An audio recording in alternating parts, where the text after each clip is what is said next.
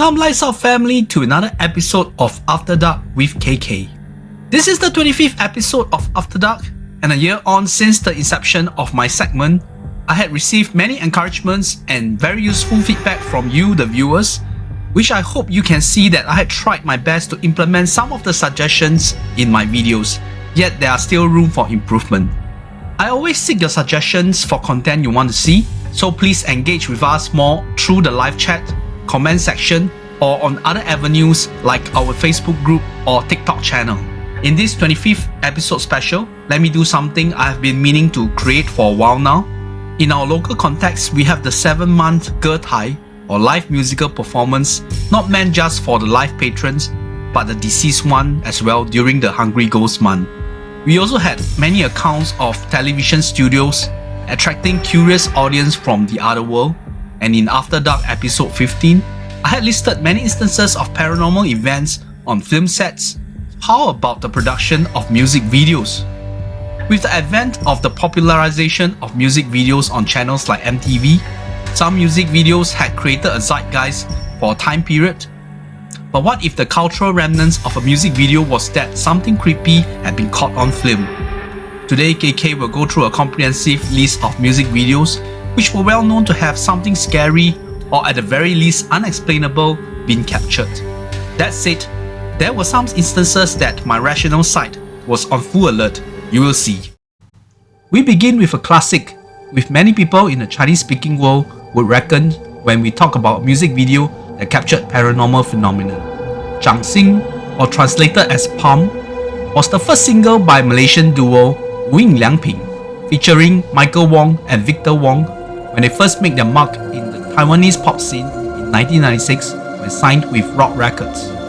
A romantic track which featured the vocal synchronicity of the duo was about asking a girl they love to put a trust in them.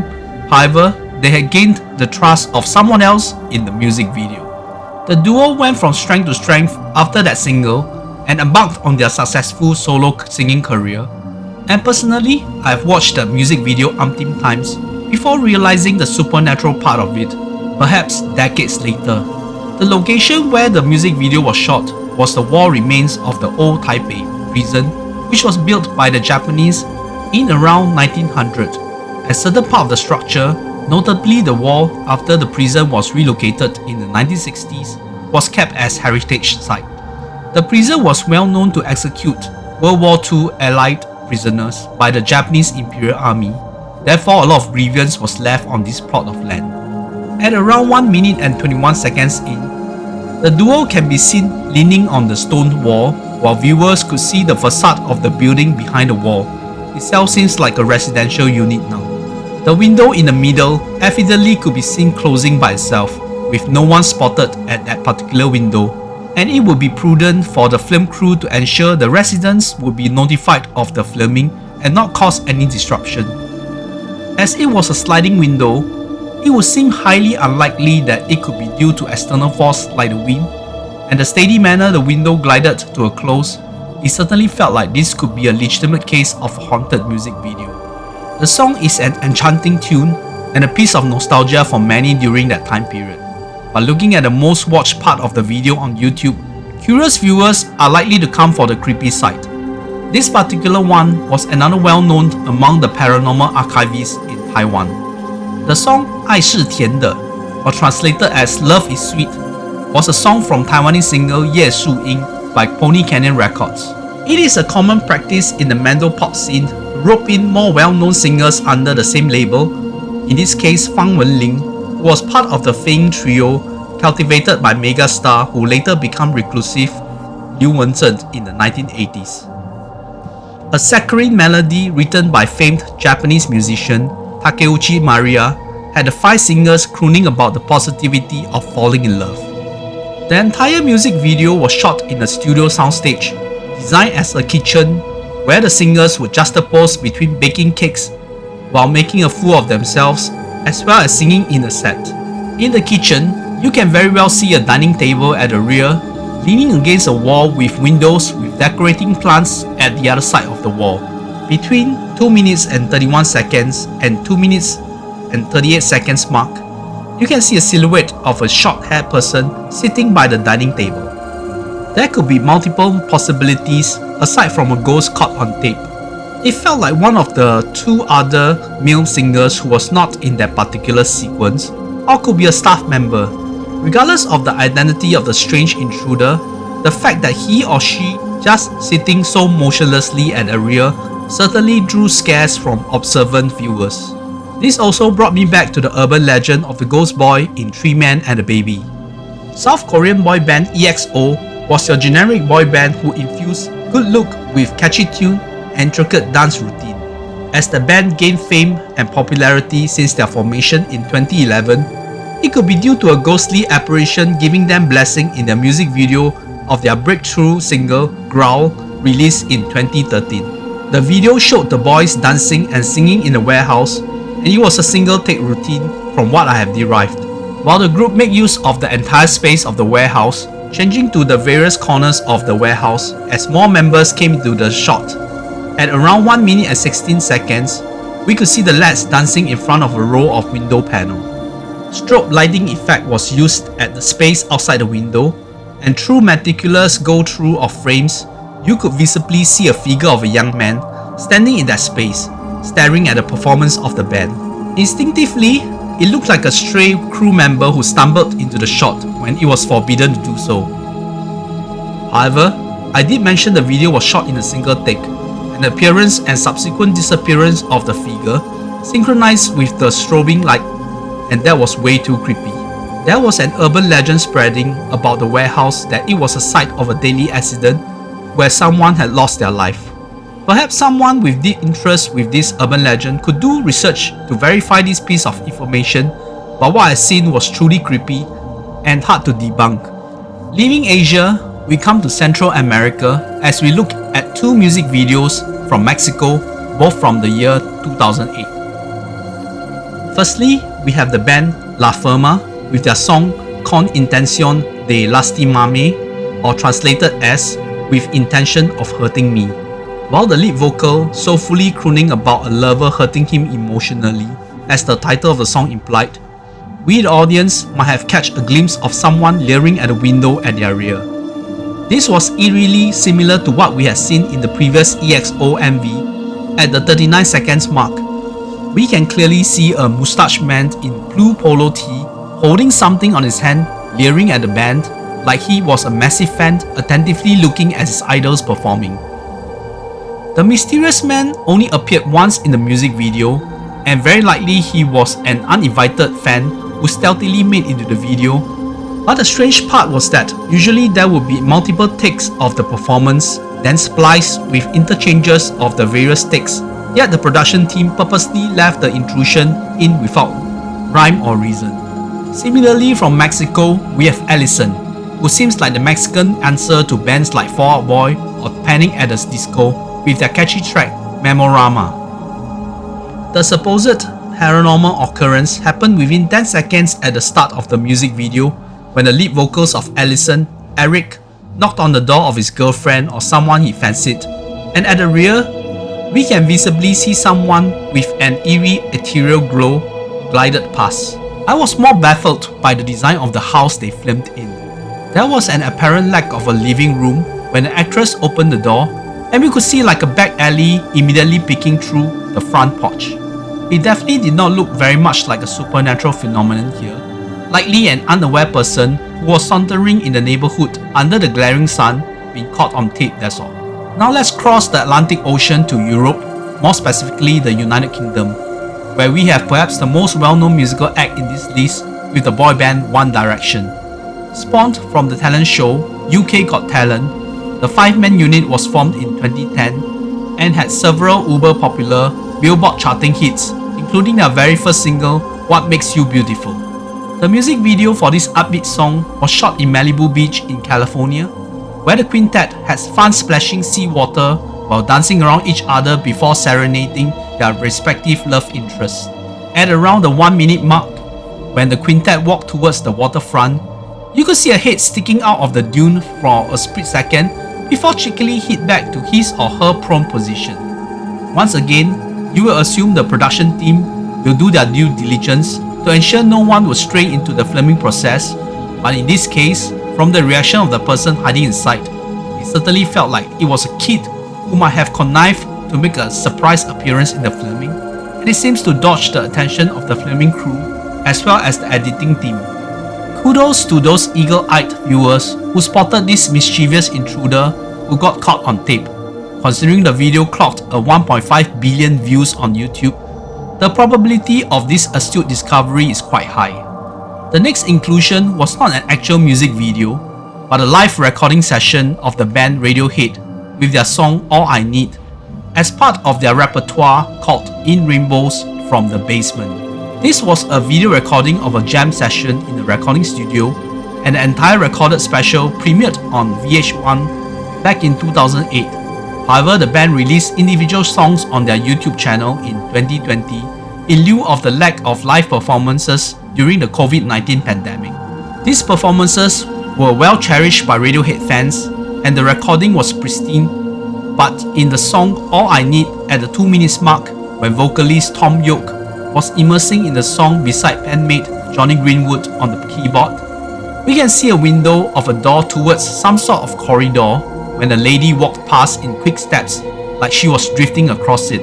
While it seems nothing too noteworthy for unaware music lover, the context of the location this was filmed at will make you think otherwise. The recording studio is located in the basement, as the title of the series implied, of what they call the Hospital Club in Covent Garden, London.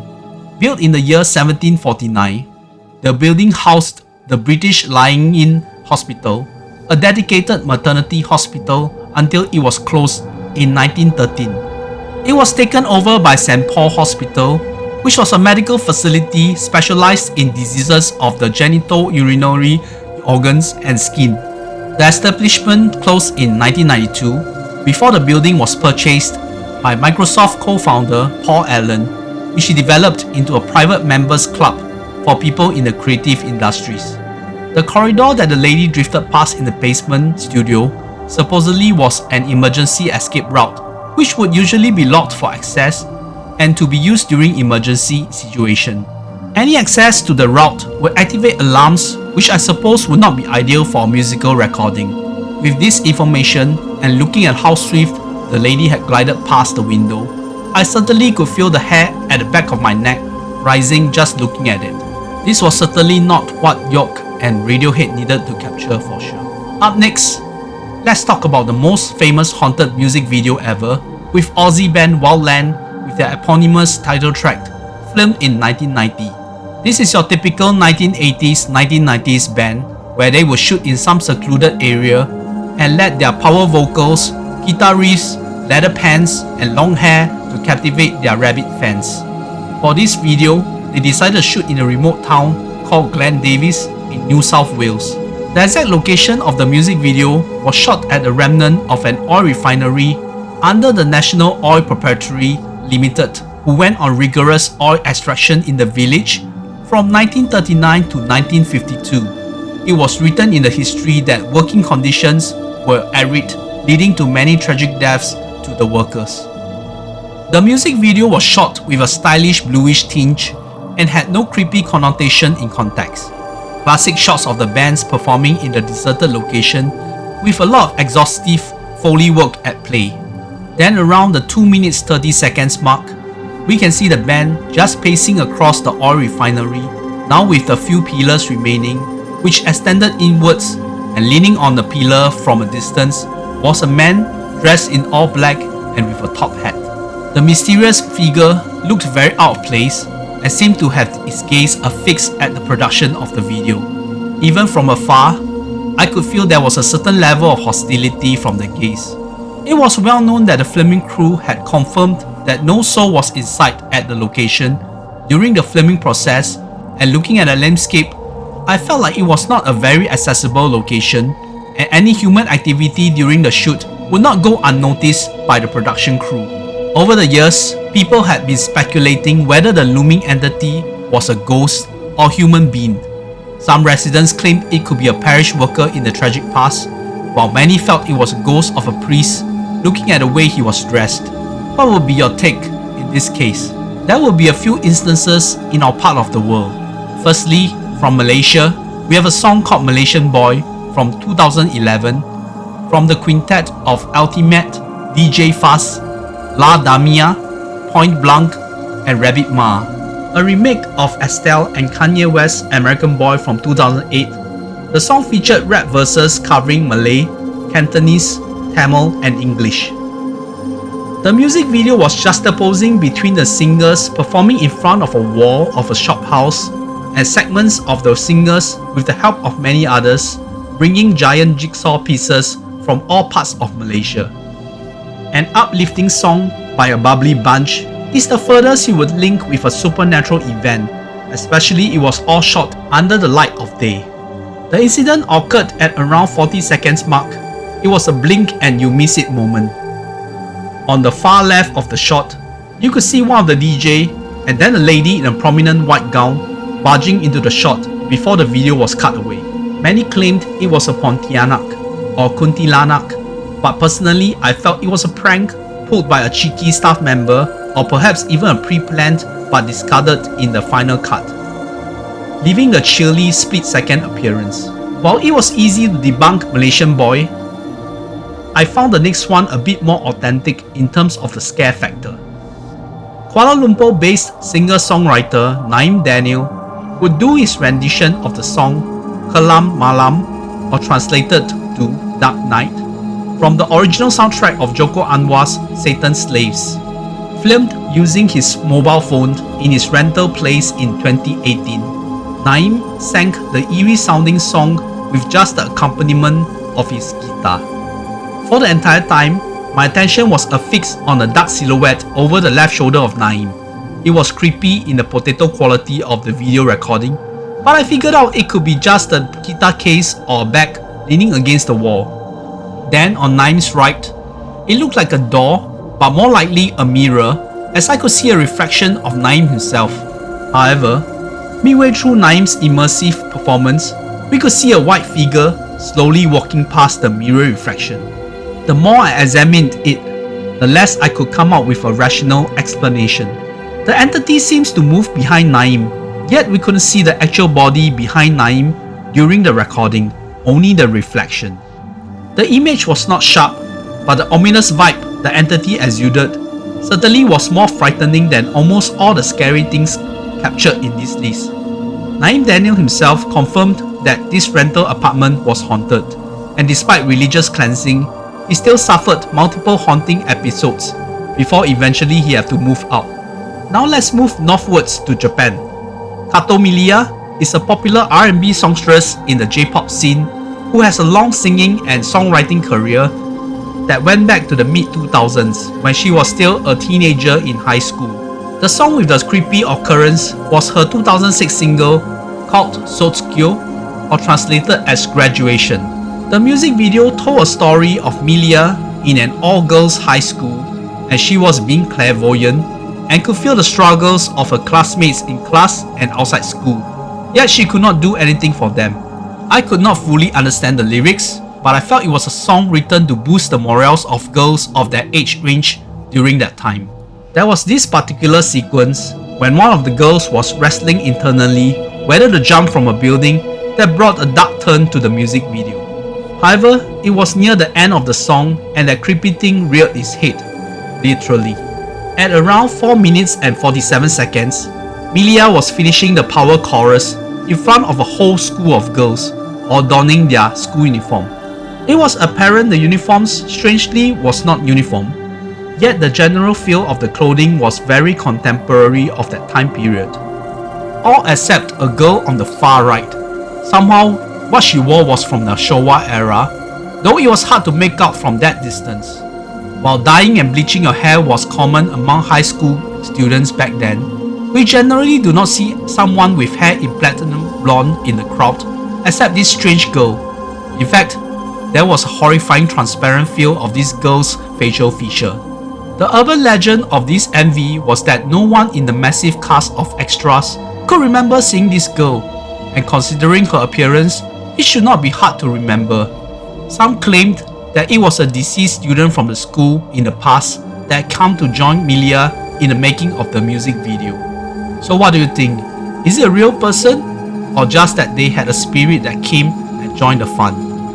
Morning Musume is a popular all-girls group from the Hello Project banner, with a rotating cast of members since the halcyon days of the early 2000s. In one of their latest singles from 2024 called Saikyo, which translated as The Best, the girls all donned in cool all-black outfit and sing and dance on the soundstage. As seen earlier, soundstages or studios are not safe from supernatural visitors, so in this case, it might happen in between the vigorous group dance. It happened in around the 3 minutes 40 seconds mark, and really another blink or you'll miss it moment. As one of the singers moved to the right of the screen, you could see someone in a black t-shirt, evidently a male with his back facing the screen, and definitely not one of the members of the group. This was highlighted in some Japanese forums, which of course supernatural photographs and videos had been of a rage since as long as I could remember. But truth to be said, this is evidently a staff member being caught in action, unintentionally and nothing else. Let us head back to where we started, in Taiwan. From the late songstress Coco Lee, we have a song called 玫瑰园 or Rose Garden from 1996. A slow-tempo love song to accentuate Coco's powerful vocals. This was a lesser-known song from her early part of the career. The melodramatic music video told a story of Coco being a staff in a flower shop, holding a candle over a guy who blatantly was in a relationship, and broke our singer's heart when he brought his partner to the shop. On the 3 minute 27 seconds mark, we can visibly see a white shadow-like figure drifting across the screen. However, this was easy to debunk, as from the start, we can see the glass door of the shop reflecting the passing traffic outside the shop, and whatever was captured here certainly looked like one of these reflections of passing traffic during the day. There was nothing supernatural about it. 五月天 or Mayday is truly one of Taiwan's biggest musical act of the last 2 decades. The 5-man band spawned plenty of hit songs over the years and garnered fame across Asia and all over the world. In 2013, they released the song 现在不做，一辈子都不会做了, which translated as, if you do not start to do certain things, you will never do it in this lifetime. It is a song from the band to encourage the young fans to do something fulfilling in their lives. The music video had the band members dressed in office suits, and from the various scenarios, felt like they were insurance agents and had to lower their stance to help their clients to do things like serve food and wash vehicles. Lead vocals Shin will start turning their mundane meeting room into a concert hall as the rest of the band brought out their respective musical instruments, while somehow other colleagues nonchalantly continued with their work. On the 2 minutes and 26 seconds mark, you can spot a creepy long-haired lady in a red attire crouching behind the office chair just beside Shin. Her face was not visible, just that spine-chilling black locks and red dress, like a scene straight out of a J-horror feature, and it was clear Shin and his bandmates were oblivious to her presence. Personally, I felt this was another case of snafu from the production team, but I could not make out what was the purpose of the staff to be positioned there at the juncture of the song. It did not make any sense. I think this was an inside joke between the band and their fans. While the music videos from Coco Lee and Mayday seem like easier to lean towards a natural phenomenon, the next one from Taounai Tuanzai or Taounai Boys seems to have captured a legitimate paranormal entity. In their 2018 song 爱我热死 or Loving Me Makes You Die, the Minnan language rappers sang a song about 2 star-crossed lovers having a tumultuous relationship, especially the guy's life is constantly in jeopardy, seemingly being a triad member. During the 1 minute 8 second mark of the music video, showing our female lead cleaning up her bar, on the far right you will see shadows being shaded with crimson curtains, and through the gap of the window, you can see a pale face of a young boy peeking through. It can be very negligible, but when you saw it, my goodness, I could feel the goosebumps even on my hair scalp. To do some analysis, if the boy is peering from outside the building, there should be a visible shadow cast on the curtain, yet there was none to be seen. The impression I had was that it looked like the boy was gazing outwards from inside the bar, longingly like wanting to leave the place. The lack of any color on his complexion also gave me some indication that he is no longer a human being. Last but not least, we have Si Ye Cao, a Malaysian singer called Four Leaves Clover, real name Joyce Chu, with a song written by the infamous Naim Wee titled Hao Xiang Ni, or translated as Missing You, from 2014. The music video composed of Joyce strumming her ukulele with every second shot in different locations in Malaysia and Taiwan. In the 1 minute 40 seconds mark, we see Joyce in front of the famous Red House Theatre of Ximending. Built in 1908 during the Japanese rule, the Red House predominantly was used as a theatre for Peking opera and had suffered an arson attack in 2016, now classified as Class 2 historical site. Eagle-eyed viewers immediately see a black silhouette jumping down from the roof of a high-rise building on the left of the screen. After zooming in and examining the jump in slow motion, it really did not seem like a mannequin or a piece of garment that flew off the laundry line. There was no report of an accident in that area during the filming, so what could it be? I have checked the address of that particular building, and it was located on Sining Road. And there is an infamous apartment building within the vicinity that is famous for suicides, as Sing Sing, which I had talked about in the past.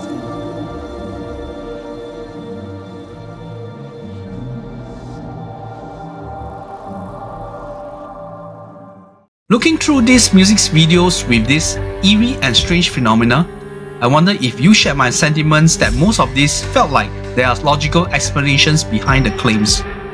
At most, I would say 2 or 3 of these videos might trigger that tingling sense in me that something supernatural is at play.